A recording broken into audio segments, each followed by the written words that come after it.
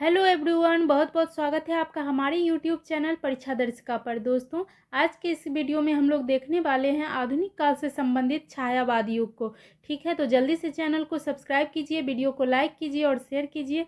तो चलिए देखते हैं छायावाद को। तो दोस्तों, जैसा कि आधुनिक काल को 5 भागों में बांटा गया। पहला है भारतेंदु युग, जिसे हम लोग देख चुके हैं। इसका समय सीमा कब से कब तक है, तो 1850 से 1900 ईस्वी तक। और उसके बाद फिर आया द्विवेदी युग 1900 से 1920 ईस्वी तक। उसके बाद फिर छायावाद युग, जिसे हम लोग आज देखने वाले हैं। इसका समय सीमा क्या था, तो 1920 ईस्वी से 1936 ईस्वी तक। फिर देखें तो प्रगतिवाद, प्रयोगवाद और फिर नई कविता। तो इस तरह से सबसे पहले हम लोग जानेंगे छायावाद के विषय में। तो छायावाद 1918 या फिर 1920 से 1936 तक चला हिंदी साहित्य में। और ये हिंदी कविता के इतिहास का प्रसिद्ध आंदोलन है। इसमें 4 प्रमुख कवि शामिल हुए। आप लोग जानते होंगे छायावाद के 4 प्रमुख स्तंभ भी ये कहलाते हैं, जय शंकर प्रसाद, सूर्यकांत त्रिपाठी, निराला, सुमित्रा नंदन पंत, महादेवी वर्मा। ये छायावाद के 4 प्रमुख स्तंभ थे।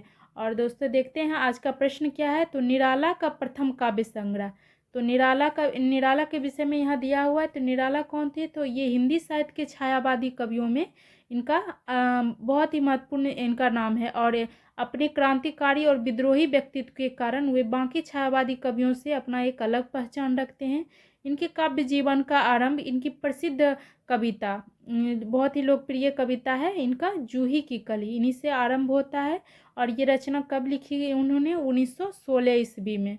इनकी अन्य काव्य संग्रह की बात करें तो अनामिका है, राम की शक्ति पूजा है, तुलसीदास, कुकुरमुत्ता अर्चना, ये सब इनकी काव्य संग्रह है।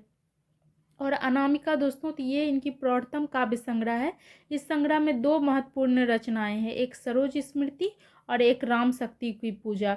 सरोज स्मृति, जो जिसे कि शोक गीति भी कहा जाता है, ये हिंदी का सर्वश्रेष्ठ शोक गीत है, एलिजी है। इनकी रचना उन्होंने अपनी प्रिय बेटी सरोज की मृत्यु पर लिखे थे।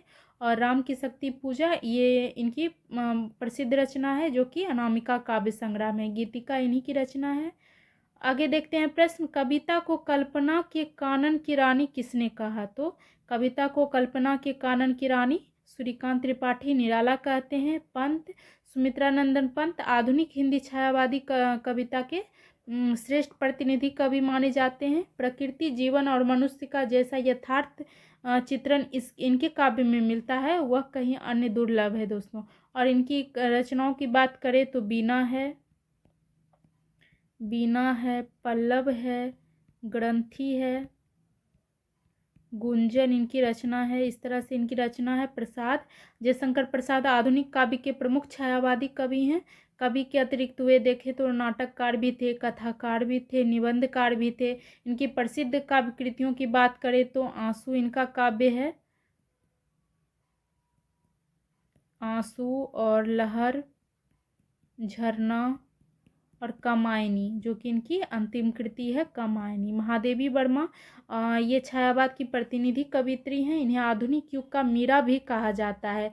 इनकी रचनाओं की बात करें तो इनके काव्य संग्रह है निहार, रश्मि, नीरजा और एक सांध्य इनकी प्रसिद्ध काव्य संग्रह है। आगे की प्रश्न देखिए, पंत, प्रसाद, निराला, महादेवी वर्मा के बाद छायावाद का 5वां कवि किसे माना जाता है। तो ये रामकुमार वर्मा को माना जाता है। रामकुमार वर्मा को हिंदी साहित्य में एकांकी का सम्राट कहा जाता है। इन्हें एकांकी का सम्राट कहा जाता है। और ये हिंदी के प्रसिद्ध साहित्यकार, व्यंग्यकार भी हुए, हास्य कवि के रूप में भी ये जाने जाते हैं। और इनके काव्य की बात करें तो इसमें रहस्यवाद और छायावाद की बहुत झलक मिलती है। सियाराम शरण गुप्त कौन थे, तो ये हिंदी के प्रसिद्ध साहित्यकार थे, जिन्हें राष्ट्र कवि भी कहा जाता है। और मैथिली शरण गुप्त के ये छोटे भाई थे दोस्तों, सियाराम शरण गुप्त। इन पर गांधी जी का बहुत ही प्रभाव था, इसलिए देखें तो उनकी रचनाओं में सत्य, अहिंसा, ये सब मार्मिक अभिव्यक्ति मिलती है। हिंदी साहित्य के कथा साहित्य में इन्होंने अपना पहचान बनाया है। और गया प्रसाद शुक्ल सनेही कौन थे, तो ये द्विवेदी युग के साहित्यकार रहे हैं। इन्होंने सनेही उपनाम से कविताएं की है। और त्रिशूल उपनाम से इन्होंने भी त्रिशूल इस उपनाम से इन्होंने राष्ट्रीय कविता की है। और तरंगी नाम से इन्होंने हास्य व्यंग की रचनाएं की है, तरंगी नाम से। मैथिली शरण गुप्त कौन थे? तो ये द्विवेदी युग के प्रतिनिधि कवि हैं और खड़ी बोली कविता को लोकप्रिय बनाने में इनका बहुत ही बड़ा योगदान था। अगला प्रश्न देखिए, छायावाद कवि व्यक्तिगत सौंदर्य दर्शन की अनुभूति है, यह कथन किसका है? तो ये डॉक्टर राम कुमार वर्मा का कथन है। और डॉक्टर नगेंद्र क्या कहते हैं छायावाद के विषय में? तो इन्होंने कहा है कि छायावाद स्थूल के प्रति सूक्ष्म का विद्रोह है। ये पूछा जाता है नगेंद्र का मत छायावाद के विषय में। उन्होंने क्या कहा? छायावाद स्थूल के प्रति सूक्ष्म का विद्रोह है। और डॉक्टर नंद दुलारे वाजपेयी क्या कहते हैं? उन्होंने कहा है कि मानव अथवा प्रकृति के सूक्ष्म किंतु व्यक्त सौंदर्य में आध्यात्मिक छाया का भाव मेरे विचार से छायावाद की सर्वमान्य में ही व्याख्या हो सकती है, उन्होंने ये कहा है। और डॉक्टर नाम्बर सी इन्होंने कहा है कि छायावाद उस राष्ट्रीय जागरण की अभिव्यक्ति है जो एक और पुरानी रूढ़ियों से मुक्ति चाहता था तो दूसरी ओर विदेशी पराधीनता से। इस तरह से इन कवियों का छायावाद के संबंध में ये मत था। इस तरह से आगे की प्रश्न देखिए, प्रसाद की झरना कब प्रकाशित हुई? तो इनकी झरना जो काव्य है ये 1918 में प्रकाशित हुई। इसको छायावाद की प्रथम प्रयोगशाला कहा जाता है। छायावाद का प्रथम प्रयोगशाला झरना को कहा जाता है। और ये इनकी प्रथम कविता जो है दोस्तों प्रथम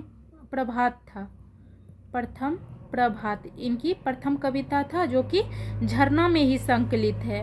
और इनकी खड़ी बोली में जयशंकर प्रसाद की रचनाओं की बात करें तो उनका खड़ी बोली में रचना जो है कानन कुसुम है।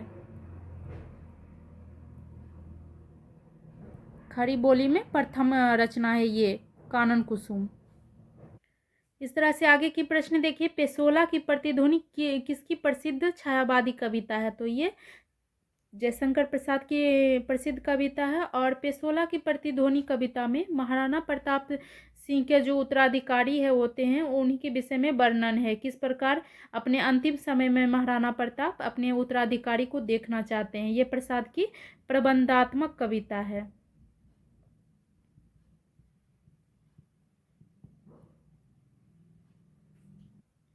अगला प्रश्न देखिए, कामायनी को मानव चेतन के विकास का महाकाव्य कहने वाले विद्वान है तो कौन थे? तो डॉक्टर नगेंद्र थे। और कामायनी महाकाव्य जयशंकर प्रसाद की अंतिम काव्य रचना है जिसका प्रकाशन 1936 ईस्वी में हुआ। और शांति प्रिय द्विवेदी ने कामायनी को छायावाद का उपनिषद कहा है। इस तरह से याद रखिएगा। आगे देखते हैं, अंग्रेजी साहित्य के रोमांटिसिज्म कौन सा युग प्रभावित है? तो छायावाद प्रभावित है। नेक्स्ट प्रश्न देखिए, प्रसाद ने अपनी किस काव्य का प्रणयन शैव दर्शन के आधार पर किया है? तो कामायनी का। और दोस्तों कामायनी छायावाद युग का सर्वोत्तम महाकाव्य है। इसमें सर्ग भी पूछा जाता है कि कितना सर्ग है तो कामायनी में, तो इसमें 15 सर्ग है, याद रखिएगा। कामायनी में 15 सर्ग है और हर सर्ग में मनु यानी मानव की दशा का हृदय स्पर्शी वर्णन है, विश्लेषण है दोस्तों। और इस रचना में प्रसाद जी का उद्देश्य ये है कि मन के साथ हृदय और बुद्धि का द्वंद्व का वर्णन करना उनका उद्देश्य रहा है। और झरना देखें तो इसका प्रकाशन 1918 ईस्वी में हुआ, 1918 ईस्वी में। और लहर काव्य संग्रह, यह लहर काव्य संग्रह कामायनी और आंसू, लहर को कामायनी और आंसू का मध्यवर्ती बिंदु कहा गया है, लहर काव्य संग्रह को। और महाराणा प्रताप का महत्व, जयशंकर प्रसाद द्वारा लिखित ऐतिहासिक काव्य है ये कैसा है? ऐतिहासिक काव्य है। इस काव्य संग्रह में उन्होंने महाराणा प्रताप के ऐतिहासिक महत्व को दिखाया है और उनके संघर्षों का भी उन्होंने प्रस्तुति की है इस रचना में। हमारा अगला प्रश्न है, अपने बारे में बसंत का अग्रदूत किस कवि ने कहा था? तो अपने बारे में बसंत का अग्रदूत महाप्राण जिसे कि सूर्यकांत त्रिपाठी निराला को कहा जाता है महाप्राण, उन्होंने कहा अपने विषय में बसंत का अग्रदूत कहा है उन्होंने स्वयं को। और हिंदी साहित्य में कवि जो जयशंकर प्रसाद हुए उन्होंने कलाधार उपनाम से इन्हें जाना जाता है, जयशंकर प्रसाद को कलाधार से जाना जाता है। और पंत को, सुमित्रानंदन पंत को प्रकृति का सुकुमार कवि कहा जाता है। प्रकृति, ये सब पूछा जाता है एग्जाम में दोस्तों, इन्हें क्या कहा जाता है, प्रकृति का सुकुमार कवि। और महादेवी वर्मा को आधुनिक युग का मीरा जानते ही हैं आप लोग। आगे देखते हैं, मुक्त छंद में लिखी कविता की प्रथम कवि, मुक्त छंद में लिखी हिंदी की प्रथम कविता है तो दोस्तों सूर्यकांत त्रिपाठी निराला ने 1916 ईस्वी में प्रसिद्ध कविता जूही की कली लिखी, जिससे उनको बहुत ही प्रसिद्धि मिली। और ये कविता जो है मुक्त छंद में उन्होंने लिखी। इस तरह से निराला मुक्त छंद के प्रवर्तक भी माने गए। आंसू, ये जयशंकर प्रसाद की रचना है। इसमें उन्होंने प्रेम की वेदना को प्रकट किया है उन्होंने। और ये बुक उनकी युवाओं के बीच बहुत प्रसिद्ध हुई थी। और गुंजन, ये उनकी सुमित्रानंदन पंत की रचना है। इनका सुमित्रानंदन पंत का मूल नाम क्या था दोस्तों, तो गोसाई दत्त था। ये पूछा जाता है, उनका मूल नाम गोसाई दत्त था। और गुंजन का प्रकाशन उन्होंने कब किया, तो 1932 ईस्वी में। इसे कवि ने अपने प्राणों का उन्मन गुंजन भी कहा, उन्मन गुंजन कहा है। और देखते हैं अगला प्रश्न देखते हैं, खुल गए छंद के बंधन किसने कहा, तो सुमित्रानंदन पंत ने कहा। धर्मवीर भारती कौन थे, तो ये आधुनिक हिंदी साहित्य के लेखक, नाटककार और सामाजिक विचारक भी रहे। इनका एक प्रसिद्ध उपन्यास है गुनाहों का देवता, जो कि बहुत पूछा जाता है, गुनाहों का देवता। इसे हिंदी साहित्य में सदाबहार माना जाता है। श्रीधर पाठक कौन थे, तो ये द्विवेदी युग के कवि थे। इन्हें स्वच्छंद काव्य धारा के प्रवर्तक भी कहा जाता है। श्रीधर पाठक को, इन्होंने अपनी कविताओं में देश का गौरवगान किया है।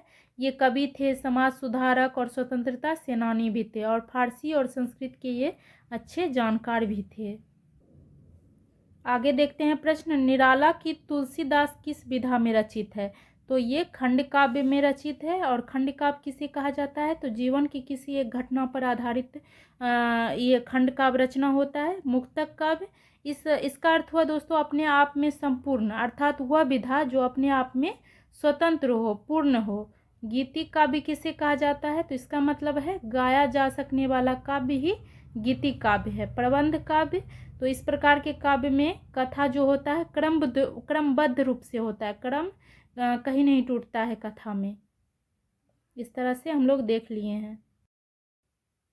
हमारे आगे की प्रश्न है, छायावाद को सांस्कृतिक नवजागरण का प्रतीक किसने कहा है, तो छायावाद को सांस्कृतिक नवजागरण का प्रतीक किसने कहा है, नंद दुलारे वाजपेयी ने कहा है।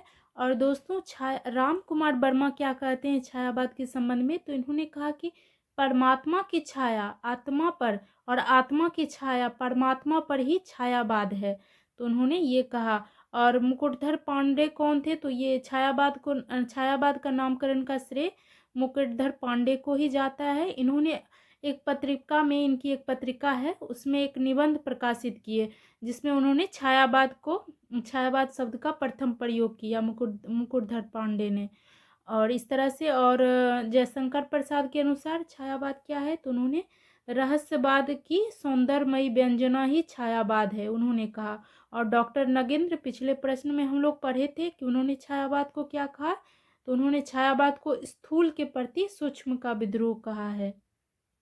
इस तरह से अगला प्रश्न देखिए, निराला की व्यंग प्रधान कविता क्या है, तो इसमें से निराला की व्यंग प्रधान कविता कौन है, तो कुकुरमुत्ता उनकी व्यंग प्रधान कविता है। और ये एक प्रसिद्ध उनकी एक लंबी कविता है जिसमें इन्होंने पूंजीवादी सभ्यता पर कुकुरमुत्ता के बयान के द्वारा करारा व्यंग किया है। इस तरह से इनका ये व्यंग प्रधान कविता है। और तुलसीदास क्या है, तो इन्होंने सूर्यकांत त्रिपाठी निराला ने इनकी रचना की है। और सरोज स्मृति ये सूर्यकांत त्रिपाठी निराला द्वारा लिखित लंबी कविता है और एक शोक गीत भी है। ये इसे शोक गीत भी कहा गया है, एलिजी। और निराला ने यह शोक गीत अपनी पुत्री सरोज के निधन पर लिखा था। इनकी रचना उन्होंने 1935 ईस्वी में की। और जूही की कली ये इनकी प्रथम रचना है। आगे देखिए, मैं शैली अपनाई, शैलीगत आंतरिक स्पर्श करने वाली ये उद्घोषणा किसकी है, तो सूर्यकांत त्रिपाठी निराला की। आगे देखते हैं, जयशंकर प्रसाद ने ब्रज भाषा में कौन सी रचना की? तो उन्होंने ब्रज भाषा में चित्राधार की रचना की, और ये जयशंकर प्रसाद की आरंभिक रचनाओं में से एक है। और देखें तो कामायनी क्या है? ये तो प्रसाद जी की अंतिम रचना है, ये कामायनी। और दोस्तों ये इसकी रचना उन्होंने 1936 ईस्वी में की है। ये हिंदी भाषा का एक महाकाव्य है। और आंसू ये खंड काव्य है, खंड काव्य में रचित है, ये एक वेदना प्रधान काव्य है। झरना इन्हीं की रचना है। इस तरह से देखिए, अगला प्रश्न देखते हैं, छायावाद की प्रथम प्रयोगशाला किस कृति के लिए कहा गया है? तो ये हमारा आया था एक बार प्रश्न में। तो छायावाद की प्रथम प्रयोगशाला किसे कहा जाता है? झरना, जो कि जयशंकर प्रसाद की रचना है। और प्रिय प्रवास ये किसकी रचना है? तो इसके रचनाकार हुए अयोध्या सिंह उपाध्याय हरिऔंध इसके रचनाकार हैं। और ये इनकी प्रसिद्ध रचना है प्रिय प्रवास, जिसे कि प्रिय प्रवास को खड़ी बोली हिंदी का प्रथम महाकाव्य भी कहा गया है। और कुरुक्षेत्र ये रामधारी सिंह दिनकर की रचना है। दिनकर की रचना है। इसका प्रकाशन कब हुआ? तो इसका प्रकाशन 1946 ईस्वी में हुआ। और आंसू ये जयशंकर प्रसाद की रचना है। इस तरह से आगे देखते हैं, निराला की पहली कविता जूही की कली कब प्रकाशित हुई? तो जूही की कली 1916 में प्रकाशित हुई। ये निराला की पहली कविता है, सूर्यकांत त्रिपाठी निराला की। अगला लास्ट प्रश्न देखिए दोस्त, जब करी मारे पड़ी दिल हिल गया किसकी प्रसिद्ध कविता की पंक्ति है? तो ये सूर्यकांत त्रिपाठी निराला की पंक्ति है। और दोस्तों पिछले किसी वीडियो में इनके बारे में मैं बताई थी कि इनका जीवन जो है बहुत ही संघर्षशील और उतार चढ़ाव भरा रहा।